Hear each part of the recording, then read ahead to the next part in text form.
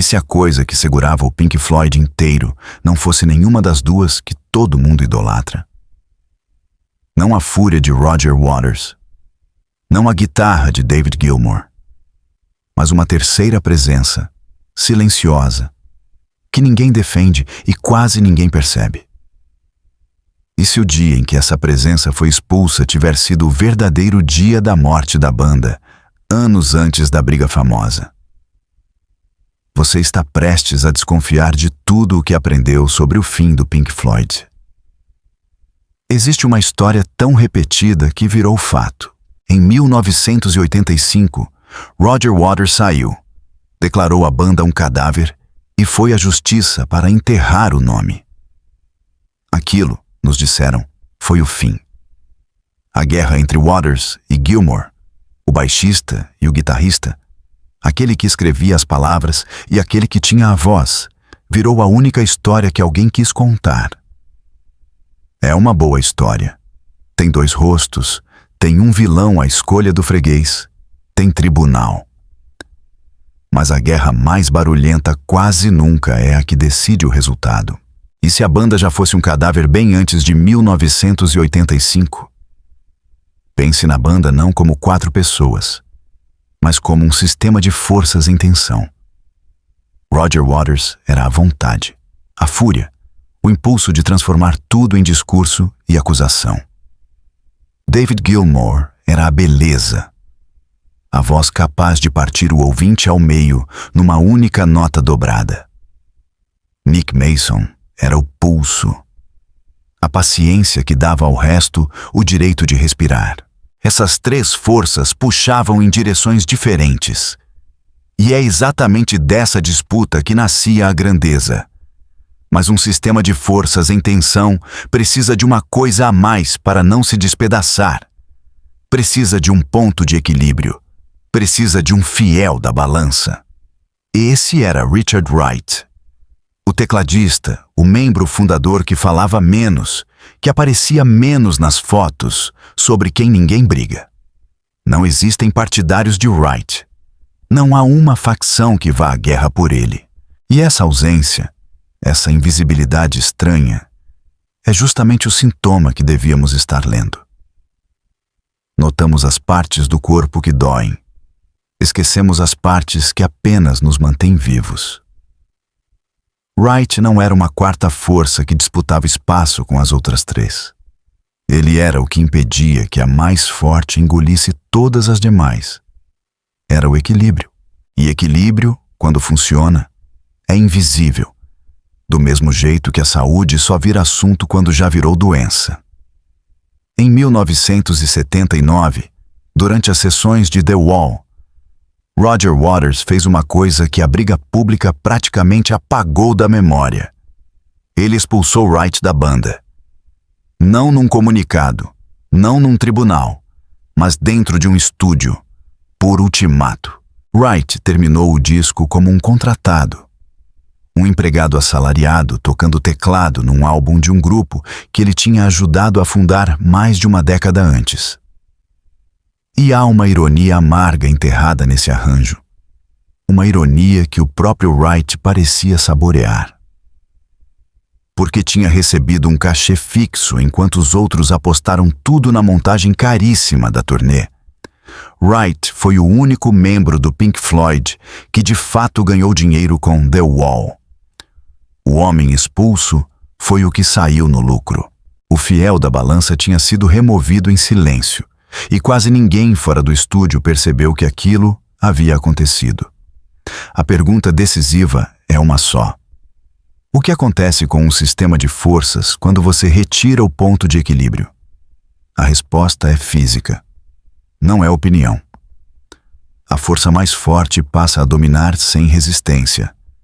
E a força mais forte do Pink Floyd, todo mundo sabe, era a vontade de Roger Waters. Enquanto Wright estava lá, segurando o centro, a fúria de Waters era contrapesada pela beleza de Gilmour e por uma terceira coisa, mais difícil de nomear, que era o senso harmônico de Wright, o instinto de jazz de que um acorde é um sentimento e não apenas uma posição, Onstosto de que o espaço entre as notas é onde a alma do ouvinte tem permissão para entrar.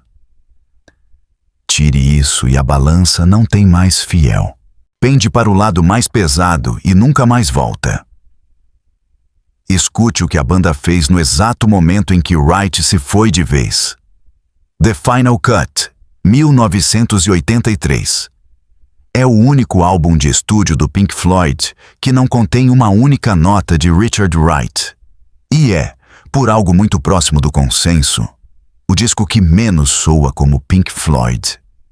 É brilhante e é quase insuportável. É a tirania de uma só voz. Toda a fúria de Waters, antes contida pelas outras forças, agora se derrama sem limite. E o resultado é menos um álbum de banda do que um monólogo. Um panfleto magnífico e sufocante onde já não há disputa, já não há tensão. Já não há aquele atrito entre vontades de onde nascia toda a grandeza anterior.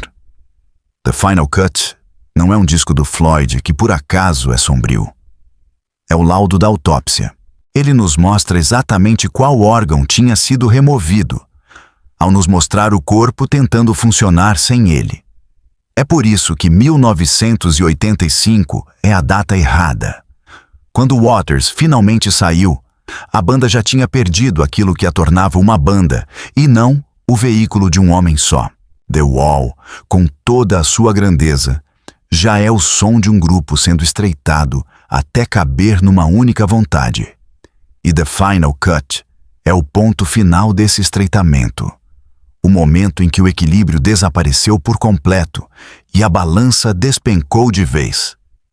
O rompimento que virou manchete foi alto, jurídico, pessoal. A morte que importou foi silenciosa, harmônica e quase invisível. Aconteceu no dia em que disseram ao homem sobre quem ninguém briga que ele não era mais necessário. E aqui está a confirmação mais estranha, a que prova que o diagnóstico estava certo. Quando Waters enfim saiu e Gilmour decidiu reconstruir o Pink Floyd, a primeira coisa que ele fez, o instinto que não conseguiu reprimir, foi chamar Richard Wright de volta. No começo, por questões jurídicas, Wright só pôde voltar como convidado, um músico contratado outra vez no disco da própria banda, em 1987. Mas em The Division Bell, em 1994, ele era de novo membro pleno. Gilmour, que tinha passado anos em guerra com Waters, entendeu uma coisa no nível do corpo e não no nível do argumento. Entendeu que não se remonta o Pink Floyd só com palavra e guitarra. É preciso devolver o fiel da balança. É preciso trazer de volta aquele que impede a força mais forte de devorar as outras. Passei muito tempo dentro dessa música e já não escuto a guerra entre Waters e Gilmour como o centro da história. Escuto como o barulho da superfície, a briga visível que nos distrai da amputação silenciosa que estava embaixo. Os dois homens fortes sempre iam brigar, porque a fúria e a beleza são inimigas naturais. Mas nenhum dos dois era a alma da coisa. A alma era o silencioso no teclado, o fundador sem facção e sem bandeira, o homem que não era mais uma força a puxar para o seu lado, e sim o ponto exato onde todas as forças conseguiam coexistir.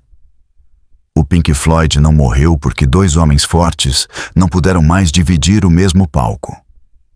Morreu em silêncio e anos antes, no dia em que decidiram que podiam viver sem o equilíbrio.